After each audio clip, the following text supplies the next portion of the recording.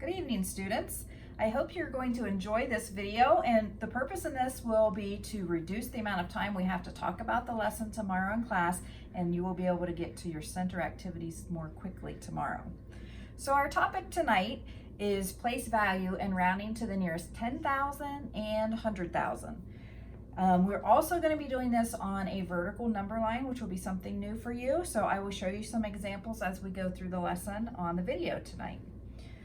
I know we've already worked on place value. We've also worked on the discs, and when we're in one place value, once we get to 10, we trade it up to the next place value, like from 1s to 10s or 10s to 100s. So this will kind of be a different way of looking at all of that as we review place value and also do rounding. I will also show you 2 new games that you will have in your center time tomorrow so that you will know how to play that. Maybe do a quick review tomorrow before you get started on those. So you might be asking yourself, why do I need to know how to round? How am I going to use this? If you have $50 and you're going to go to the store and you want a shirt, a hat, and a stress ball, and the prices on those are, say, $14, $12, and $8, you can estimate to see if you have enough money when you get up to the cashier to determine, hey, do I have enough money if I have $50? So you can think in your head really quickly, well, 12 rounds down to 10, 8 rounds up to 10, and the $26 for my t-shirt would round up to 30. So really quick with the math, 10 plus 30 plus 10 is 50. So you think you should probably have enough money when you get up to the cash register. Well, that was all kind of a lot of talking, and maybe you need to see some visuals. So I'm going to show you a few things and do some problems before I get to our games for centers. So we worked in 3rd grade and then also a little bit at the beginning of this year on the rounding hill. So this is just a little bit of review so that you can remember the rules for rounding.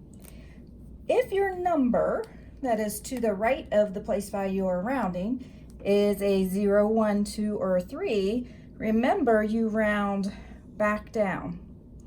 Once you get up to 5, remember you're at the top of the hill, so you have that momentum. So if you're at 5 or more, you're going to raise the score up to the next value within that place value. So think of the hill and the car going up the hill and the momentum of whether it's going to fall backwards or if it's going to have momentum to keep going and raise it up to the next number. So next, we are going to look at some actual numbers, and I'm also going to show you the vertical number line so that you can use a place value chart and a vertical number line to help you determine your rounding. So if we have the number, just write it down here, 72,744. And we need to round it to the nearest 10,000. We're going to be working on this place value right here, which is the 10,000s. So the number in our 10,000s is a 7. So we say we have 7 10,000s.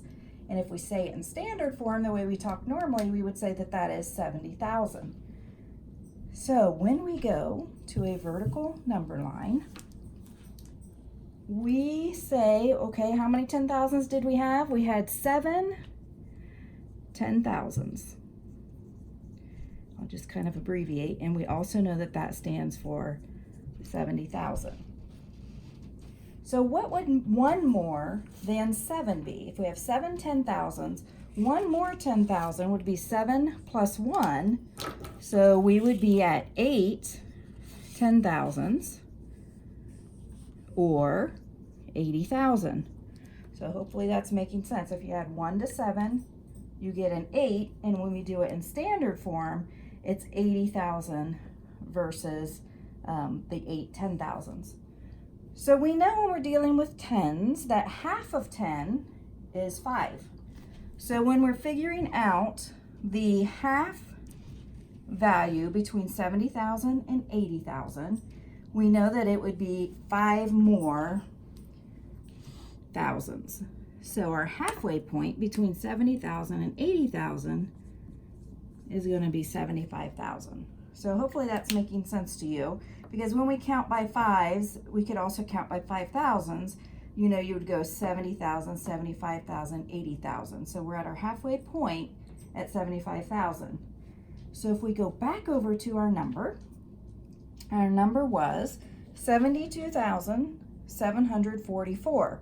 We're going to figure out on this vertical number line over here, does that 72,744 fall between 70,000 and 75,000, or is it between 75,000 and 80,000? So think for a minute in your head so that you think you have the answer. And then I'm going to plot it and let you know that it's going to be about right here. So it falls between 70 and 75,000, right? Because 2 is between 0 and 5. So when we are looking at rounding this, what this vertical number line tells us is that 72,744 rounds down to 70,000 because it's closer to 70,000 than it is to 80,000. So that is an example in the 10,000 spot. We're also going to do one that is in the 100,000s. So we'll get rid of this for a minute. And remember, on this video, if you're not understanding something, you can rewind it, listen, and watch again as many times as you need to. Also, write down any questions that you have, and we'll go over it in class tomorrow. So our next number that we're going to round to the 100,000s. So we're going to be in this place this time for rounding.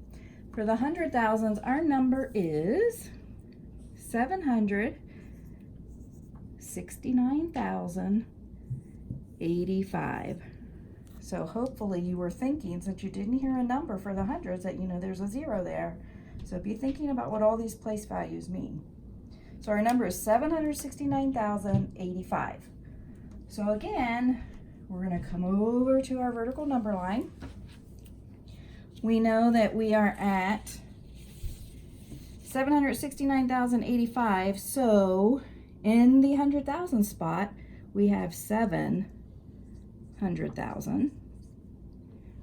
And if we add one more in this place value spot, if we add 7 plus 1, we would be up to 800,000.